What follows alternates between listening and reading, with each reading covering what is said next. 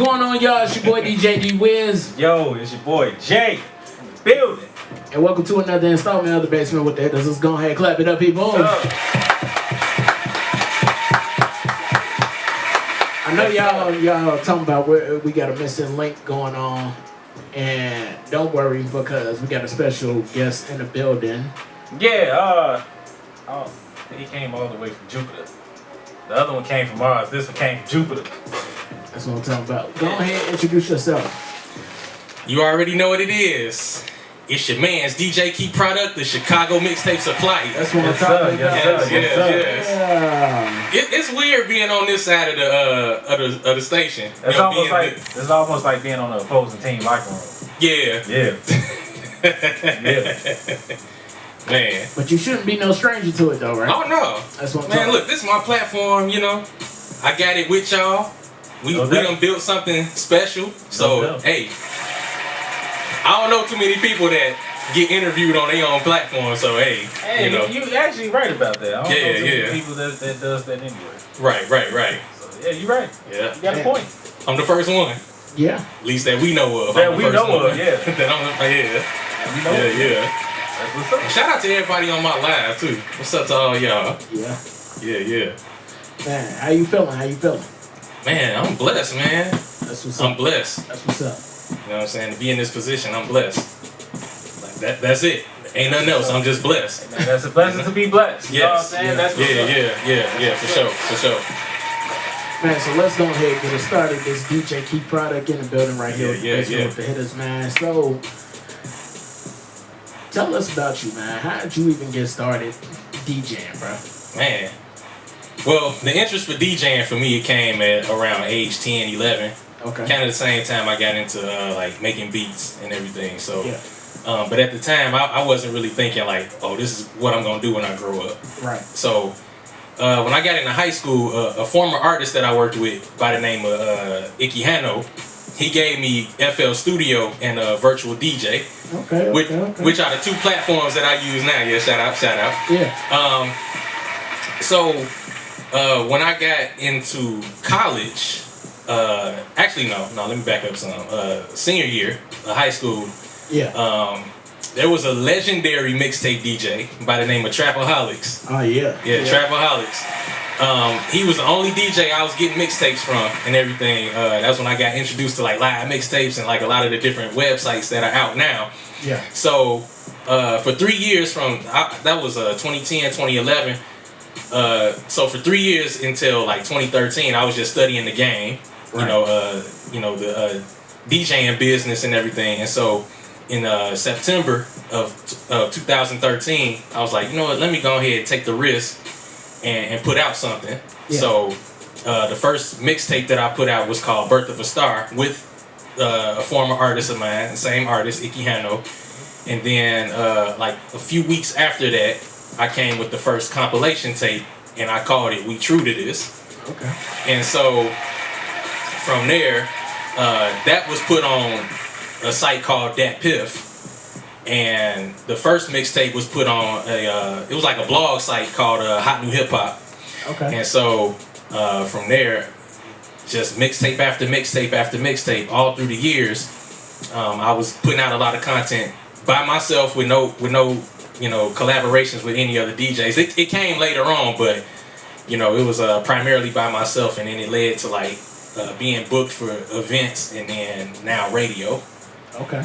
Yeah. That's what's up. So since you taking it back to the origins and everything, like, well, everybody already knows that you're my blood brother. So describe the family background, like. Oh yeah. So me and Jay, we come from a musically inclined and oriented family. Our father, R.I.P. Long live Wilbur Jarman, aka Blue. Yeah.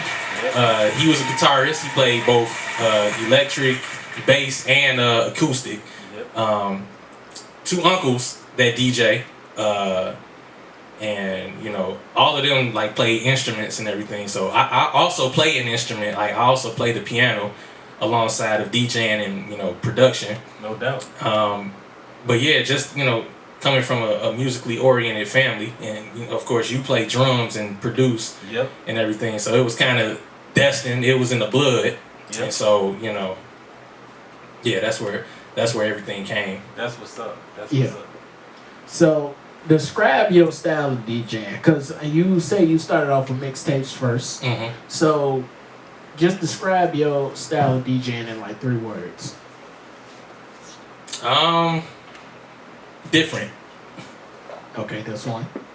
authentic, Authentic. and me. You. Yes. Okay, different, authentic, and you. Yes. So why choose authentic though? Why authentic? Like a lot of DJs have their own way of blending songs. Yeah. They come up with mashups. You have DJs that do mashups and everything. You have other DJs that put tracks together. Right. I haven't done the mashup thing, but I have put tracks together. Right. And so with me, it was like a lot of juke music coming in. I did a lot of juke music, especially in high school, even now. And when I do the tapes, it's somewhat like how Trapaholics does his tapes. Yeah. But it's different than how I do it. It's a bit different because I don't run back every track. On the tape. Okay, because I'm about to say, describe like what set you apart from Trapaholics. Yeah. One, the drops. How about to say besides the drop? Yeah. Well, now I started talking on the projects and everything, so I started like kind of tapping into the DJ drama style of doing mixtapes now. Yeah. So because what I've been hearing over the years, they like, DJ Key Product, you don't ever talk when you DJ.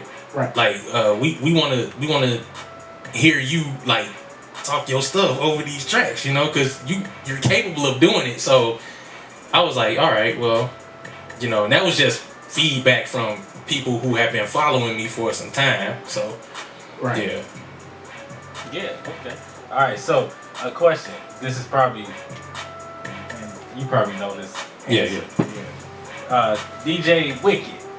Yeah. Shout out Wiki. Yeah. How did you link up with him? In high school, I knew him and his brother, DJ J Rock. Yeah. So the two of them. Shout out to J Rock. Yeah, shout out to them. Yeah, shout out. The twins. Met them when I was a sophomore in high school at Thornwood. Yep. Shout out to the Woods. Yeah. Shout out to the Woods. Shout out to the Woods. District 205. Yeah. Class of 2011. But met them when I was a sophomore, and they were doing music and everything. They were producers. Yeah. And so I had a couple classes with them, and so I told them like, man, I do beats and everything too. This is that and the third, and so they heard some of my work. Yeah. It was like, man, you sound different from us, and so we just kind of built a rapport from there, and ever since then we've been cool. We've been tight. That's what's up. Yeah. What's up? Yeah. What's up? Hey. Oh yeah. So I was just gonna ask this one last question. Okay. So now, how did you get here to the Hittas? Like, How did I get here? Yeah. What route did you take to get here? The Hittas. So my radio debut came in 2019. Yeah. And I want to give a shout out to Lil Jon Stop It. Yes sir. Yes sir. And DJ Wiki, because DJ Wiki put it in his ear. Like, look, there's this DJ by the name of DJ Key Product. He's coming up out the city, and he would fit well on this station, mainstream radio. Yes, so that's where I got my radio start. Okay. And met you guys. Yep. And from there we were like, okay. What you mean met us guy? You mean you already met your brother? You talking about me? Yeah, you, Moolah, Moolah, Nikki, shout out Nikki. Yeah. And yeah, there you go. Everybody else. Yeah, and just from there, we all came together, and we said let's cater to the independent artists. Yeah. And that's something that I've always had a mindset to do. Even as a mixtape DJ, There's been artists that I discovered. There's been artists that didn't have the opportunity until I got to them to even have the exposure. Like I told this story one time on another platform because he asked me like, what was the most legendary thing you did as a DJ so far? So there's a town in Illinois called Freeport. Okay. Shout out everybody in Freeport. Yeah, it's like up there. Yeah. It's up there around Rockford. Yeah. And so those that come from Illinois, you know, Rockford is like its own market. Yeah. So you know, there's stations up there, but and DJs. Yeah. There were the DJs up there would not cater to the artists. They would not play their music. Yeah. So this was like 2016. I was doing a lot of mixtapes and stuff. So you know, I reached out to a lot of people and they took me up on it. And a lot of those artists came from that area, and so I kind of put their music out and, you know, put my tags and everything all over it. And, you know, it ended up on platforms like My Mixtapes and, you know, Spinrilla, Dat Piff, and a lot of the prominent sites. And they started getting exposure, so a lot of people started to pay attention. And it led to them being booked for shows. Some even got recommendations for labels. Some labels started looking. Yeah. And there is maybe 2 artists that I worked with. One actually had a meeting with somebody that works somebody that works for Def Jam, and then another artist actually had a deal on the table with Interscope. That's what's up. And so, you know, yeah.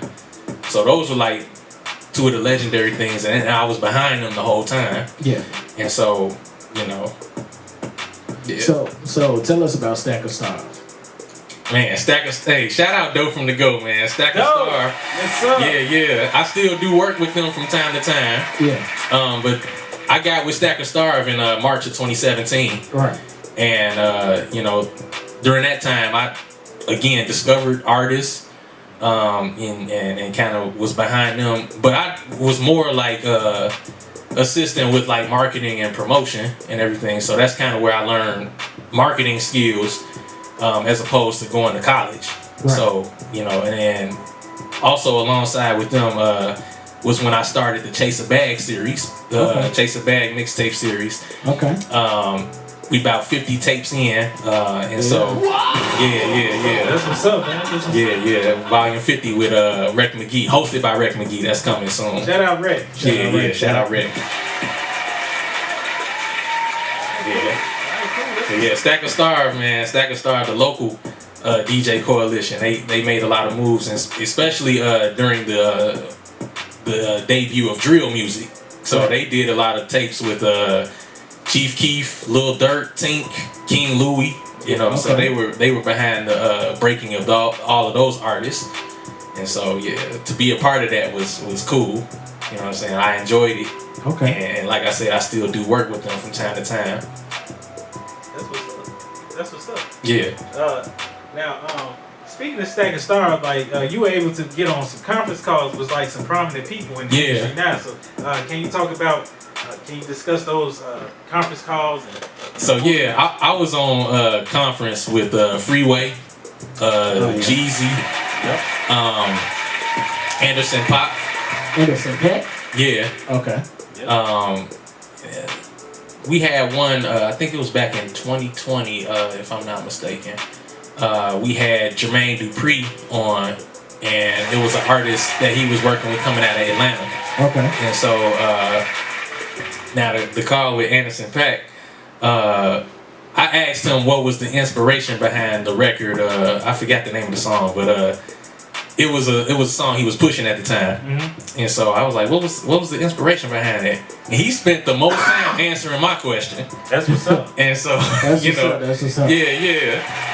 You know, and it wasn't just the conference calls and everything, because they were powered by Def Jam. Yeah. You know, because you know, and we were getting a lot of the music before the FM stations were getting it. And so, and you know, before a lot of the club DJs were getting it, we were the first to have the new albums and new singles that came out. Yeah, because when Jeezy's album a couple of years ago came out, you were the first to have that. Yeah, and 2 Chainz and Kanye West. Yeah.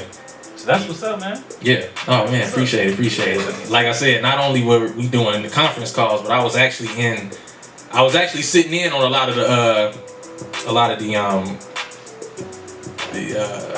I forget what they call, but like listening sessions. Yeah. Yes, listening sessions. And met local DJs that had a following. Yeah. Especially ones that come from here. And so that's where I met DJ Louis V. I met Meal Ticket. Yeah.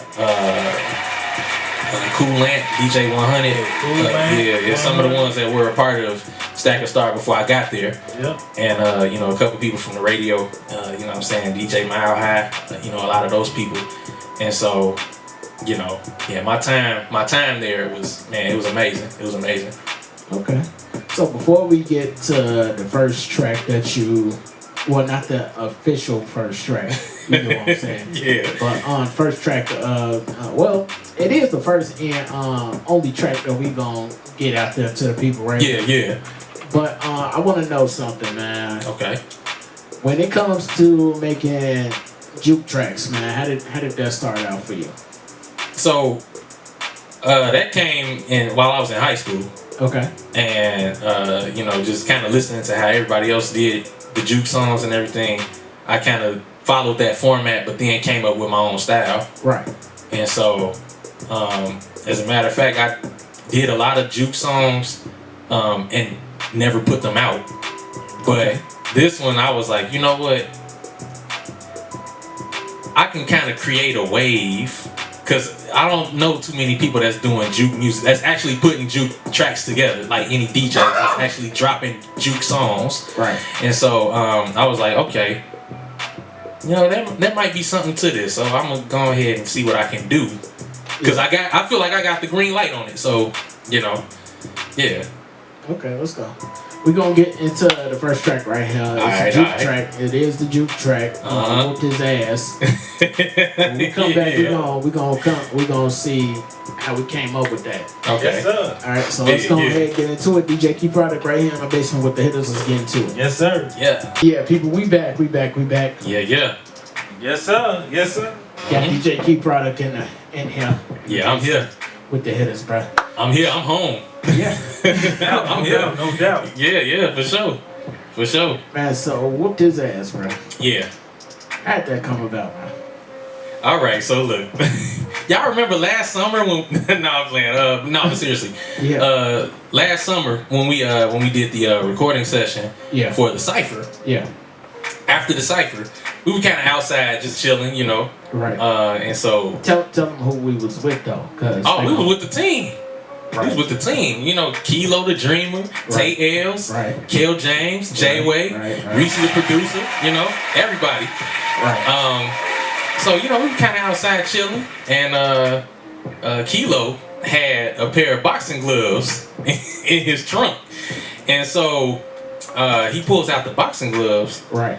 And me and Jay, we kind of sparred a little bit. Wasn't nothing serious, but yeah, we sparred a little bit, and then not too long after that, Jay and Reese sparred. Right. And there was this debate. Because when the video dropped, it's still out. If y'all go on Reese's page, yeah, it's still out.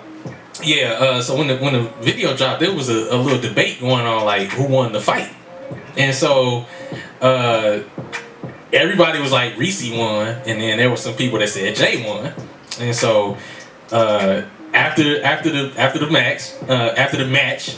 I want to. Let's keep this in mind. That wasn't a real fight. It wasn't a real fight. It wasn't. No.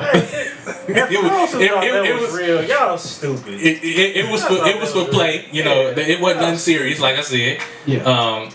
And so after that, everybody was just kind of laughing and joking about it and everything. And so Reese was like, "Cause I whooped his ass." He mad. He feels some type of way because I whooped his ass. Right. And so. And so I was like, I liked how he said it, like no homo, pause. But it was just, I was like, So I pulled out my phone, pulled up the voice recorder on the phone. I'm like, say what you just said again. Say that again. And so he said, cause I whooped his ass in the phone. Yeah. I was like, you know what? I'm finna make a juke track with that. So the next day I got on my computer and made the track. And then I was like, it's a joke, but at the same time it has the potential to go viral. Right. So I'm like, look, I'm gonna let the team hear it, and you know, all y'all heard it, and you know, it kind of went up from there and took on a life of its own. And so I was like, you know what? Everybody seemed to have fun with it, so why not put it out as a single? Right. And so the mindset of that didn't come until like you know, early this year. I was like, you know what? Everybody seems to like that track, so because it was, you know, some of the artists, they wanted to actually make songs with it. Right. And so Tay Ailes is one, and there's one other person too that wants to make a song with it. Right. So I was like, all right, well, you know what? Before they do that, it's originally my track, so I'll go ahead. It's out there for the taking now. Oh yeah, it's out there now. It's out there. So so make sure y'all go ahead and stream that. Yeah, all platforms. Yeah. Run them numbers up. Yeah. So there might be a part 2. I don't know, because I got another clip of somebody.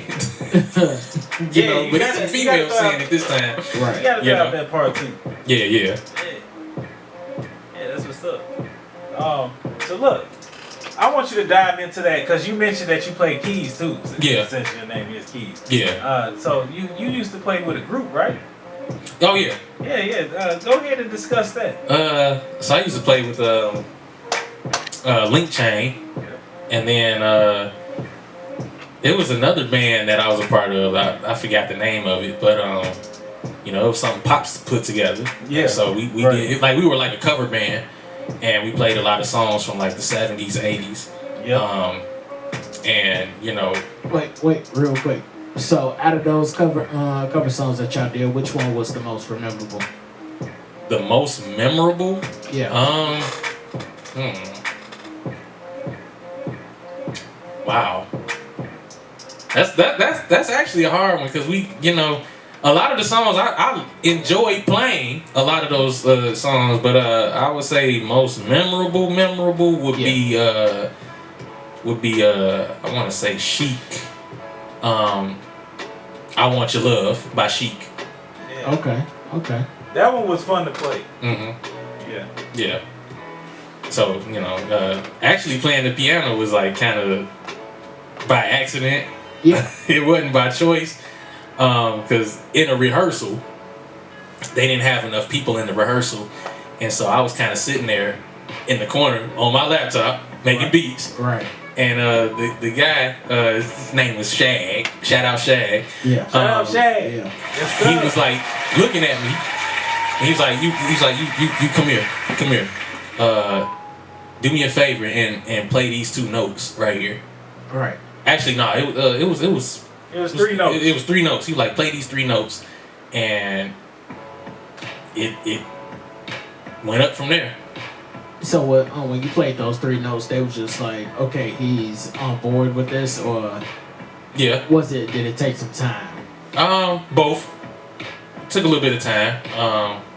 But then, you know, when I saw the potential in it, and then I'm like, well, it's an opportunity to actually learn how to play an instrument, which could benefit me in beat making. And it did, didn't it? Yeah, because, you know, I listen to a lot of the melodies and stuff that I put together when it comes to the beats and everything. It's like, all of this came from playing piano.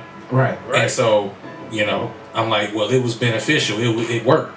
Because you got a placement with, an unreleased placement with Future. Yeah, back in 2018. Yeah, back in 2018, and it didn't drop, but it still counts as placement. It still counts, yes. It still counts, yep. Yeah. Some people don't even realize that too. They like, it don't. Nah, it do count. That's placement. Right. Now, if the artist had put it out and actually, he recorded it, but it wasn't right. The mixing wasn't good on there. Like the mixing was horrible. It wasn't right. It was horrible, and so. You know, it kind of fell by the wayside, but I could have went platinum off of that. Yeah. But there's still an opportunity. You know, we building with people right now that have the potential to blow up, and so hey, sky's the limit. Yeah. Pretty much, yeah. No doubt, no doubt. So speaking of the Future song, you did do the song with Future, but you also did a song with a couple other famous people. Can you name them? So I did. If you don't mind naming them. Yeah. So there's one song called "Hustle" by we had Yo Gotti on there. That's what's up. Okay. Yeah, we had Yo Gotti on there. You were on there, and then there was another artist on there. We put that out. Yep. As far as like celebrities, that was probably the only one. There was going to be a Nicki Minaj feature as well, and so you know, they sent me the open verse, so it still could drop. We might still do something with it. I don't know. Yeah. I would just throw this out there. I'll just hop on that right now. Okay. Just go ahead and hop on. Yeah. We can get that in motion. Yeah. I still have the file and everything. So Yeah. I got the file, baby. Got the file and everything. Got the verse and everything. Yeah, the verse. I got the verse. Really, all I gotta do is find a beat that I got in the archives that has, you know, some potential with it, and then hey, we can get that going. Exactly. Yeah. Exactly. I'm looking at you, Wiz. What? What about me? You can have a piece of this. Hey, look, sharing is caring. Yeah, I get you know. So yeah. Yeah, but so when you decided to go to radio, like as a DJ, how was that curve for you? Was it a learning curve, or was it just easy to grab onto? Both. It was a learning curve because I didn't really know nothing about radio. I didn't really know how to interview anybody. So a lot of the interview skills came from, you know, being in radio. And but I always knew how to mix. I always knew how to blend songs. So that transition to making mixes versus mixtapes, it was easy. You know, because I knew what was hot. I knew what the listener would want to hear. And you know, my song selection is, I feel like my song selection is on point. And so it wouldn't have been nothing to put together a mix and go from there. And so, but having to submit them to the radio, oh, that's easy. Right. So, but then again, some people like, they're like hard on themselves, like, oh, this don't sound good. Let me go back and make something else. When I'm confident going into it. Right. If I mess up, I mess up. Yeah. You know, no big deal, but I'm gonna keep going. So, you know, but that transition was it was easy, and plus it was some learning. There's always room for learning in anything that you do. Yeah. And so, you know, you may have certain things down already, but then there's other things that you pick up with experience. Yeah. And so, you know, that's that. Right.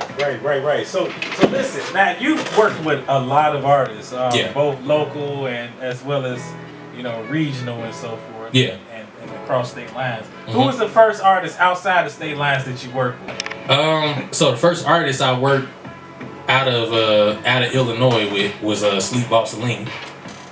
So that was out of state. Yeah, he's out of state. He's based in Greensboro, North Carolina. Okay. And then how did you link up with him?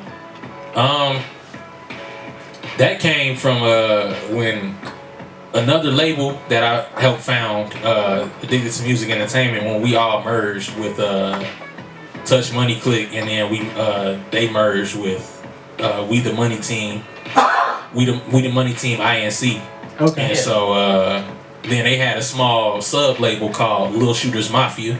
Yeah. And so he was the head of Lil Shooters Mafia, and you know they had content out. Right. But they didn't have a DJ. Okay. So, which helped put them on the map was when I hosted their mixtapes. Okay. They had a tape called "We the Money Team Over Everything," and that was actually a collaboration hosting. Okay. Because it was me, DJ Bando, and DJ Shooter. Yeah. Shooter. Yeah, DJ Shooter. And DJ Bando. Yeah. And so we did that tape, and then like some years later, we did the EP, the Three-Headed Monster EP, which featured you, and I did all the production on there. Yep. And so, yeah. That's what's up. That's what's up. Now, speaking of Lil Shooters Mafia, like who was all a part of that label? It was Sleep. Was it Sleep's label or whose label was it? So Sleep was the head of the label. Okay. He wasn't the owner. Okay. At least I believe he wasn't the owner.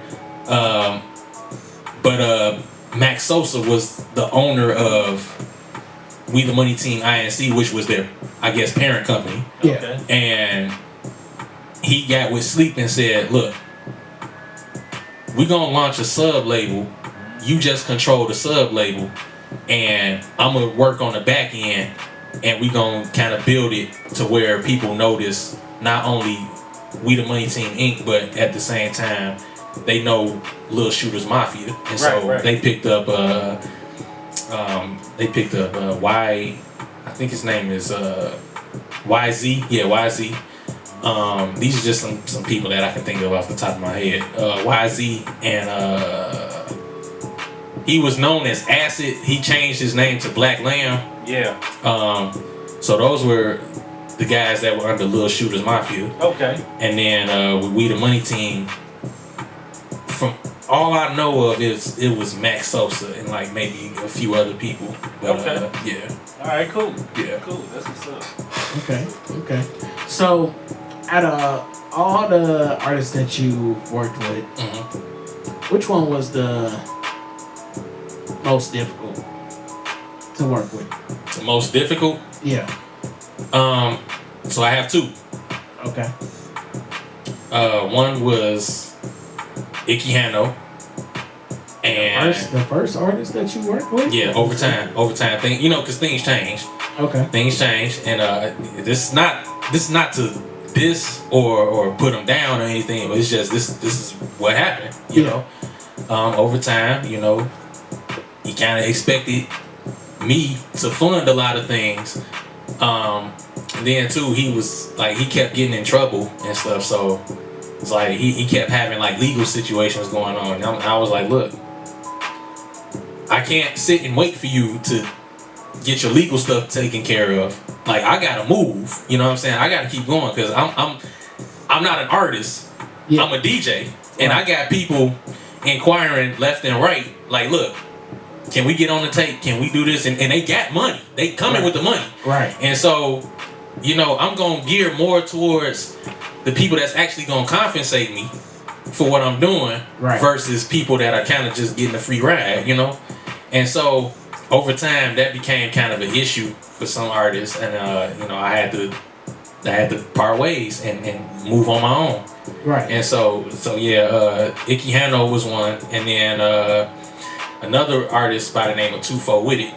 Okay. So he would be like, look, I got these connections, I got this person, I know this person, I opened up for this person and that artist and that artist, but you would never really see evidence of it.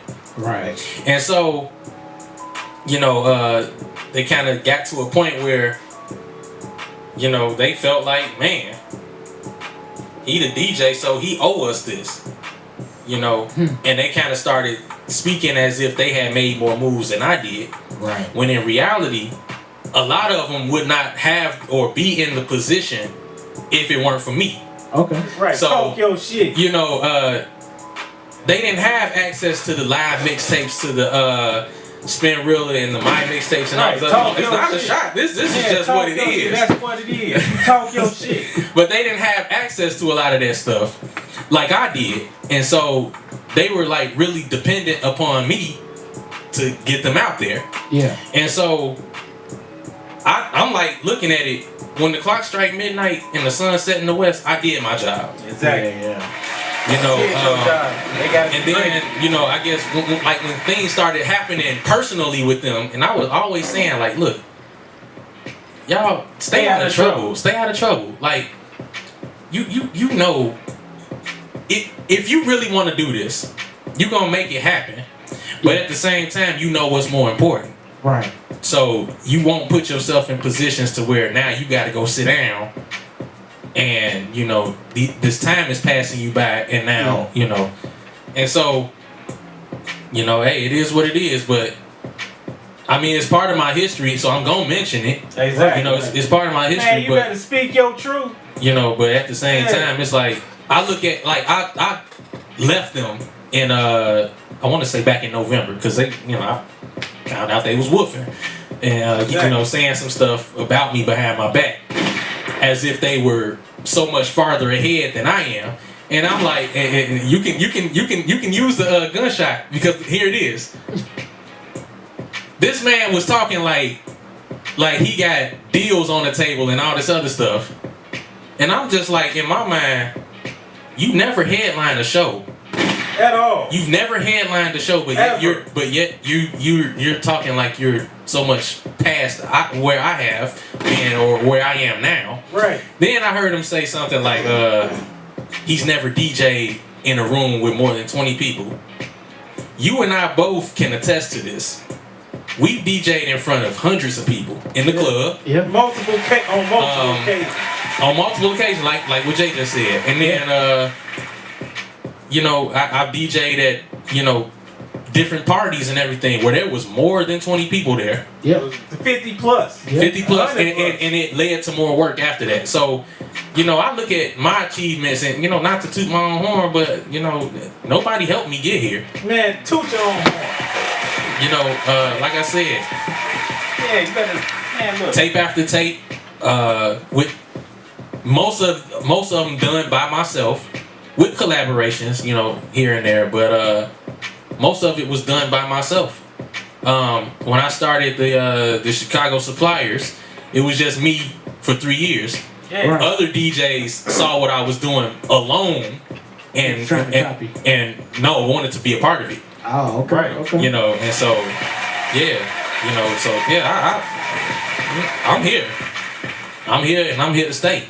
And obviously, I made it presentable enough to where people wanted to be part of it and actually benefited off of it. And so, yeah. Not to cut you off, but since you're speaking on that whole situation and everything, like when you first got wind that these artists were talking bad about you, even though you done basically built their careers. Yeah. Like, how did that make you feel? Man, I'm gonna be honest with you. I was hurt, you know, because I did build a relationship with them. You built them. Yeah, honestly, because you built them.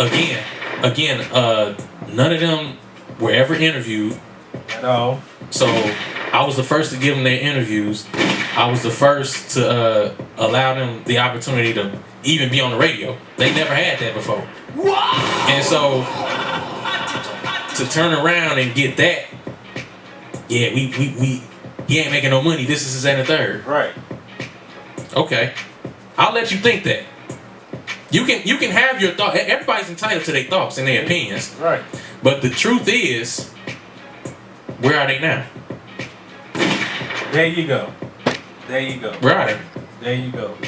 You know, and so, but how it made me feel, it hurt me, but at the same time, it was inspiration. No doubt. Like, look, in all honesty, I don't need them. Exactly. They needed me more than I needed them. Exactly. So, you know, exactly. You know, but yeah. But it also showed me that, you know, some people, you know, they don't really value your talent. Yeah. No, especially when you can do for them. That's because I feel like I'm at a position now. I'm not working for free. Right. I'm not working for free. We've all seen The Dark Knight. Right. That scene in where Joker is talking to. When you're good at something, never do it for free. When you're good, exactly. When you're good at something. If you're good at something, never do it for free. Look, I feel like I'm pretty damn good at DJing. Right. Exactly. I'm not doing it for free. I'm not doing it for free. There you go. The price is the price. Again, I believed in them when no one else did. Yep.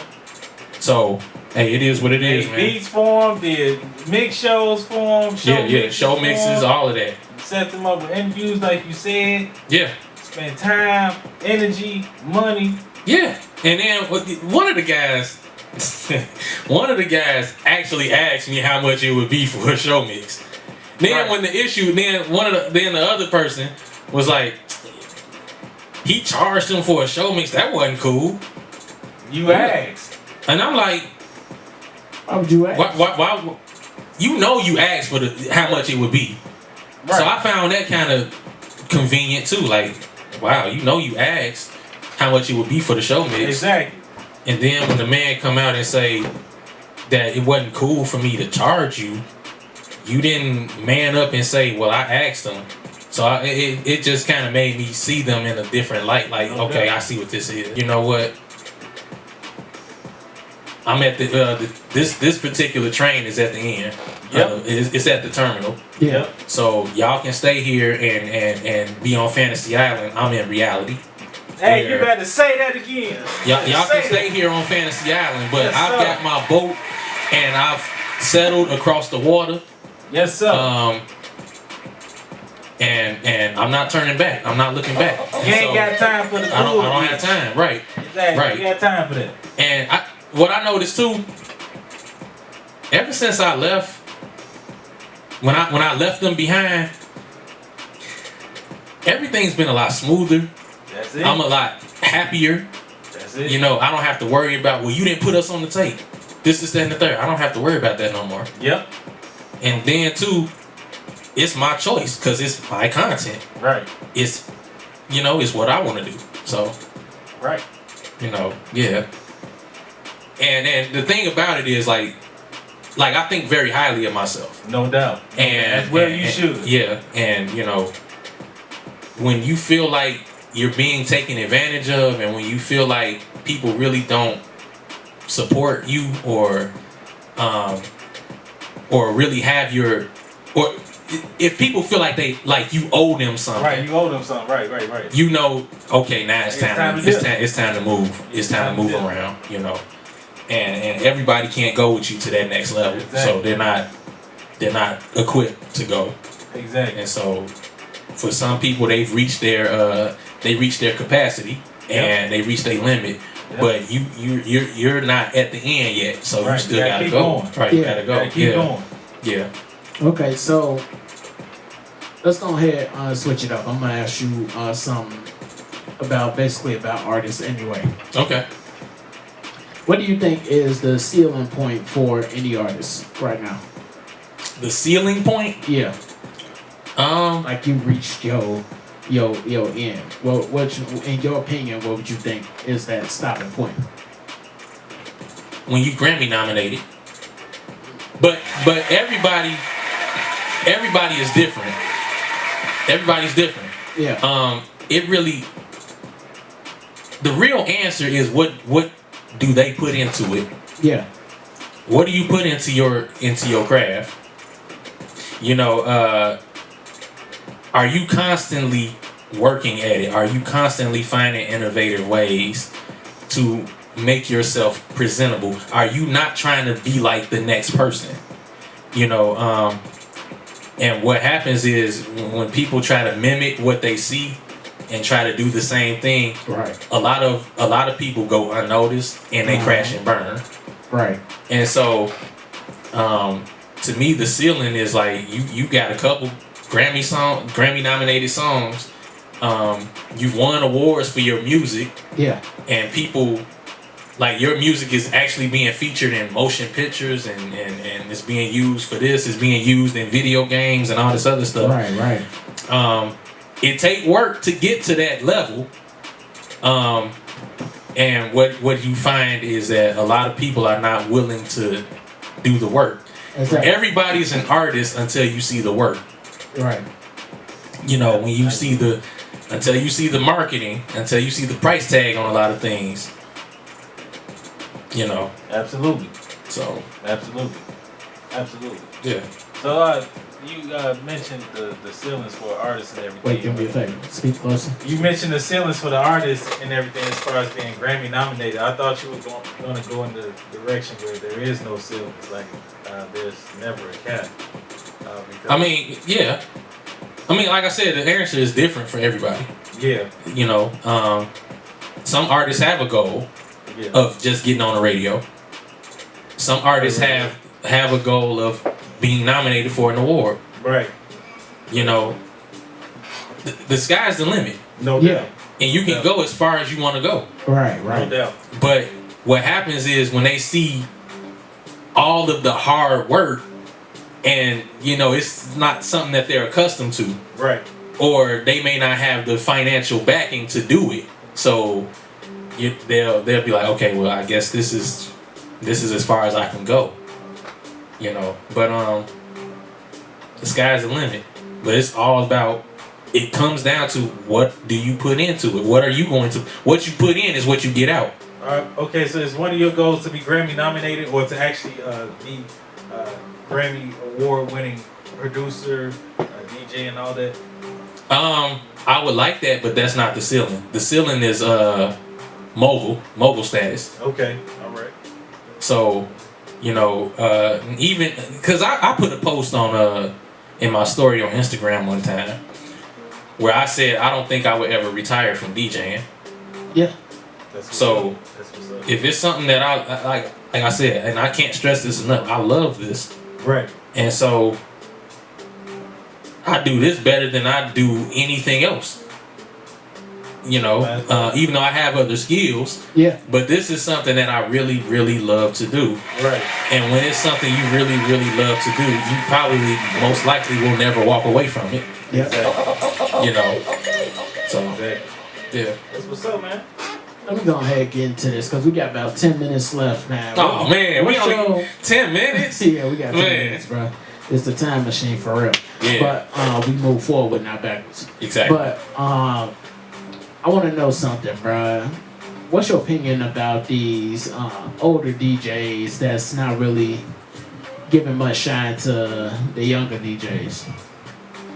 My opinion on that is because I say this because it's a lot of these big platforms that have the opportunity to get younger DJs and grasp them and put them on a bigger platform and everything to let them know and see that there's more than just DJing in a bedroom or going to these little kickbacks that end in shootouts and all of that. Yeah. Yeah. What's your opinion on DJs that's not really opening that platform for the younger DJs? I think a lot of it is I believe the reason why behind it is they trying to safeguard a lot of what has been established already, and they kind of feel like if they bring a DJ in that's not really in it for the right reason, it would kind of tarnish what they've been building. And what you mean in it for the right reason? So everyone has a why behind what they do. Yeah. Your why is like, why are you getting into this? If you see fame and money, it's not the right reason. Yeah. Because you can get that just off being stupid. These days, you can get it off of being stupid. Yeah. Or saying something dumb. Yeah.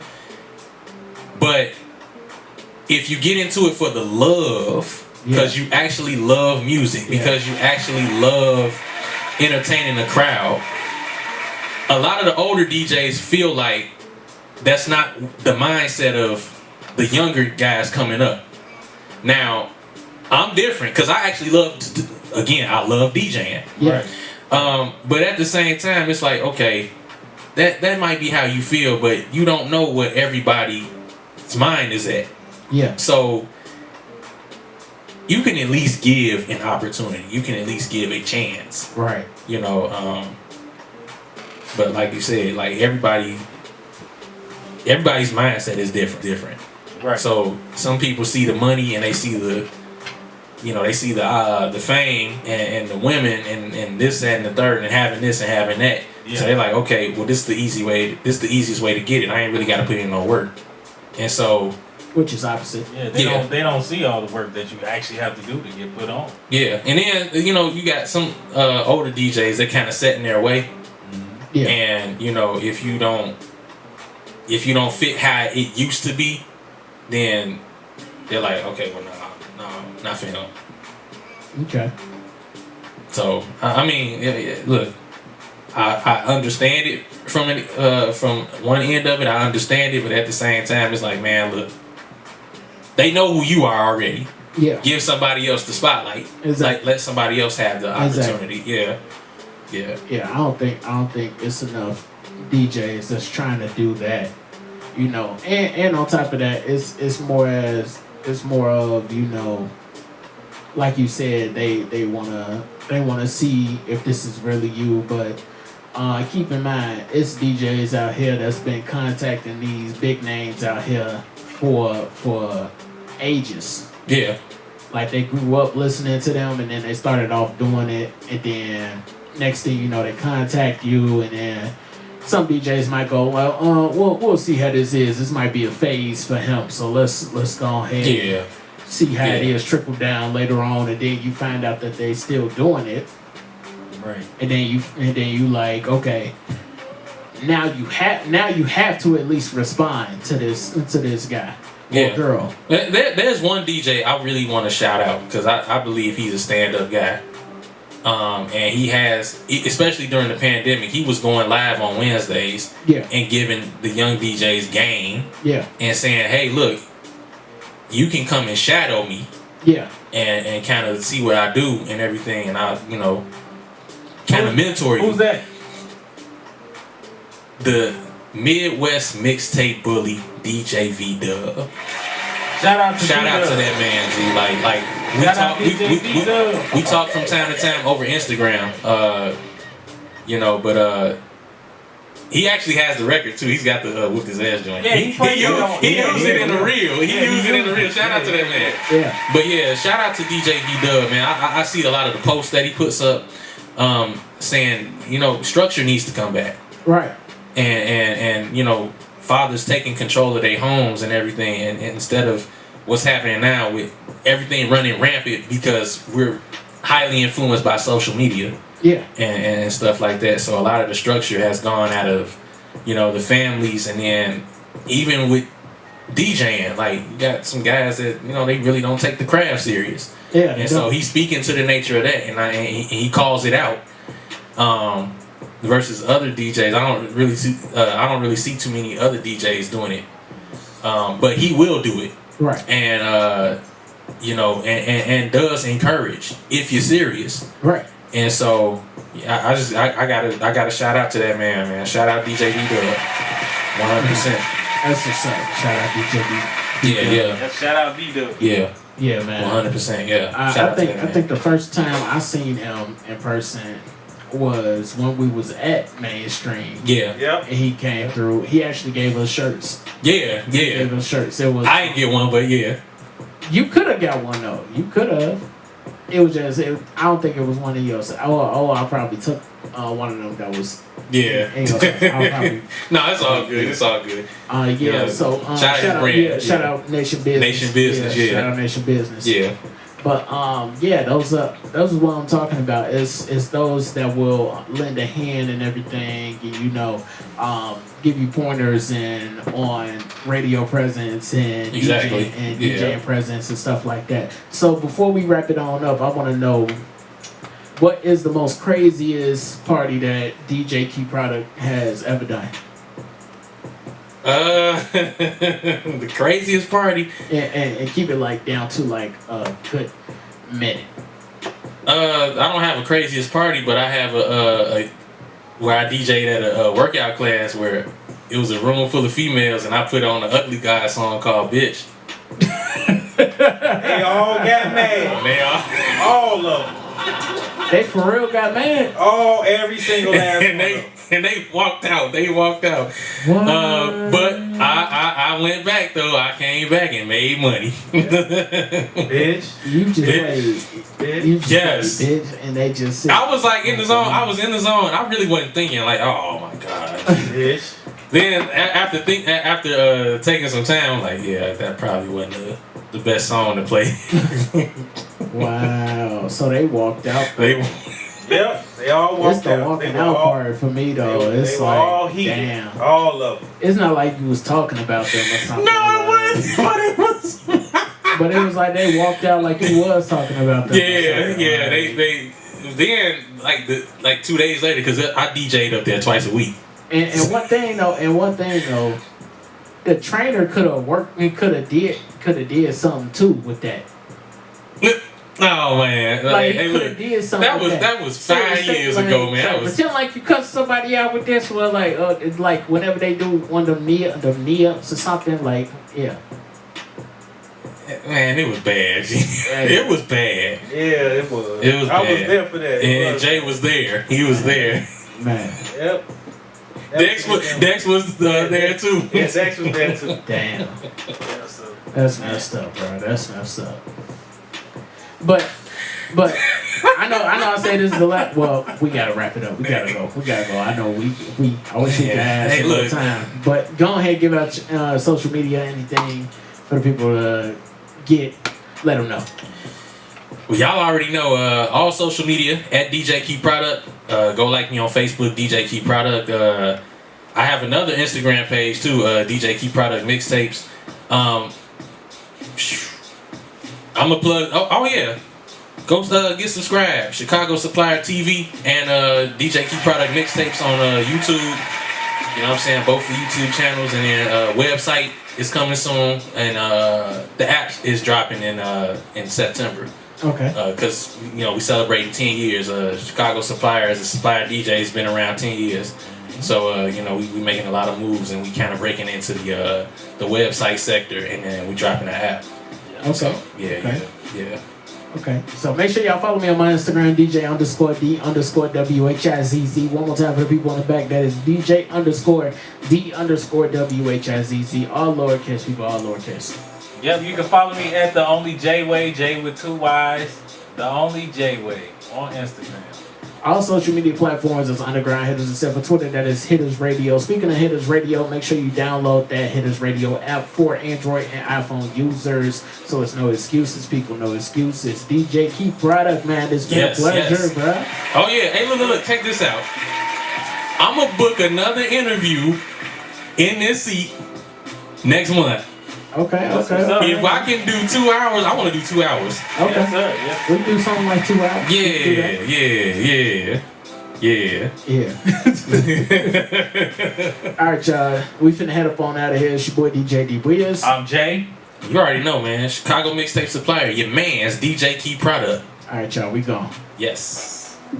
Yo, what's good? It's your boy DJ D Wiz. Check it out. Have you ever worried about the safety of your drink when you go out? Not anymore. Now you can protect your drink with My Cup Condom, a new product that keeps your drink safe from drink spiking and any other unwanted contaminants. It also stops it from spilling. My Cup Condom is the original drink protection that fits on cups of all sizes, is made out of 100% biodegradable material, easy disposable, and is reusable on all multiple drinks. Go to mycupcondom.com to grab yours and defend yourself from the risks and dangers of drinking out of an open container. Use promo code HITTAS10 for 10% off your first order.